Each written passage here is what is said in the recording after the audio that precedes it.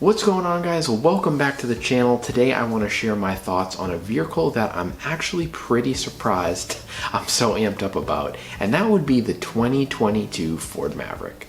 Anytime an auto manufacturer comes out with a vehicle that is very competitively priced and also seems quite capable, people take notice, and the Maverick is no exception. To come out and advertising a $19,995 starting price for a compact pickup, people are going to notice, people are going to be excited, and it is going to Ford's plan, I'm sure, with how many people are talking about this little truck. Now, it's not going to be a replacement for an F-150, but I think for a lot of people, this thing makes a lot of sense. Ford came out with this Maverick.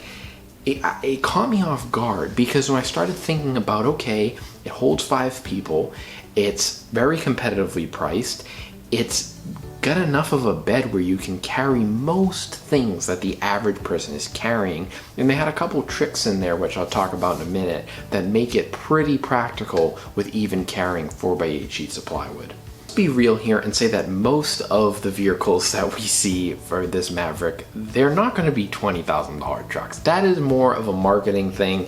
There would definitely be 20,000 trucks available. I'm sure like fleets, especially the parts places or deliveries, stuff like that will probably spec lower trims, but the average person is definitely going to be going towards that mid trim, which is the XLT. There's 3 trims offered, very, very traditional Ford. This goes back decades: XL, XLT, and Lariat. They'll offer different packages in between to give you more convenience, more technology, but those have really been the staple trims for nearly 3 decades with Ford. There are 2 engine options for the Maverick. The first one is what's standard. That is the hybrid, which is really a first in the truck market.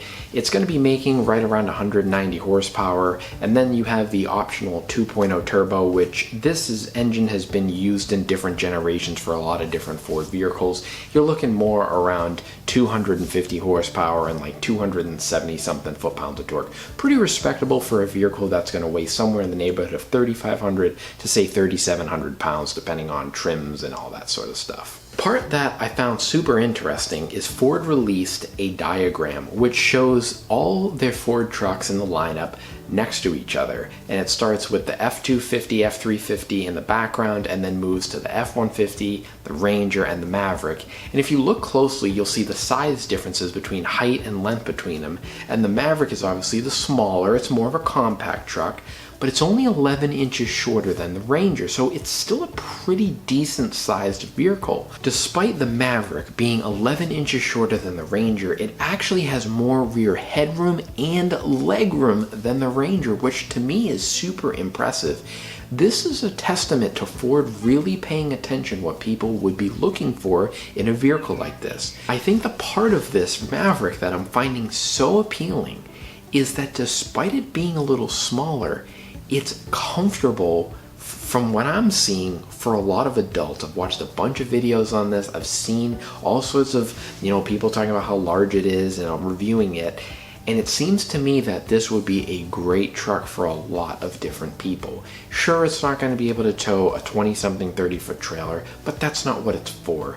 It's for people that are looking to be able to maybe have an active lifestyle. You need to be able to carry an ATV, a quad, tow a small trailer, do yard stuff around the house without, having to dirty up the back of your SUV, grab a load of mulch, whatever you're looking to do. It's going to be able to do most things. Again, most things that people are looking to do. To kind of back up the price, I built one, and I went on their configurator is live. You can spec it out, and I would opt for a mid-trim with all-wheel drive just because of camping and stuff like that. And since it's not rear-wheel drive, you're not going to get a locker. So I wanted to have all-wheel drive, the larger engine for the towing. I got the towing package, some nice little options, and guys, it came to 30 grand. Find me trucks now that are 30 grand on the regular, and that's just not the case. Again, you start loading it up, you're probably starting to get up more towards the Ranger, but even then, Rangers go up near 50 grand now when you start adding options. So there's a pretty big difference in a lot of the pricing between the Ranger and the Maverick. And I think if you're honest with yourself, it can be a great option. For me, this thing checks a lot of boxes. The price, the options, it's not over the top. I don't think it's way expensive at all. I think it's incredibly reasonable, and that's the feedback that I keep seeing on some of the forums I'm on and Facebook groups. And sure, people are going to make fun of it and criticize it, but a lot of those people weren't the market it was for anyways. I think this thing was really smart for Ford because it's going to bring people in the door. It's going to bring first-time home buyers. It's going to bring first-time truck buyers. It's going to bring people in, and instead of a $40,000 truck, they can find something maybe in the 20s to low 30s that is a little bit easier to swallow on the budget and still give them the ability to do things around the house, camping, trips, whatever it is, and still not give up having the bed and a bit of a comfortable cab. You're also probably going to get pretty darn good fuel mileage because the hybrid, if you opt for that, they're targeting 40 mpg city. Even if it's a little bit off, it's still 30 something, and I have a hard time believing that the all-wheel drive 2.0 version is still not going to be up near 30 on the highway. So there's a lot of positives to this that I think people are starting to look at and say, man, you can't touch trucks for this price, and am I really using something that I need a giant bed for? Do I need to get worse fuel mileage for something I'm truly not using and just commuting to work in more times than not?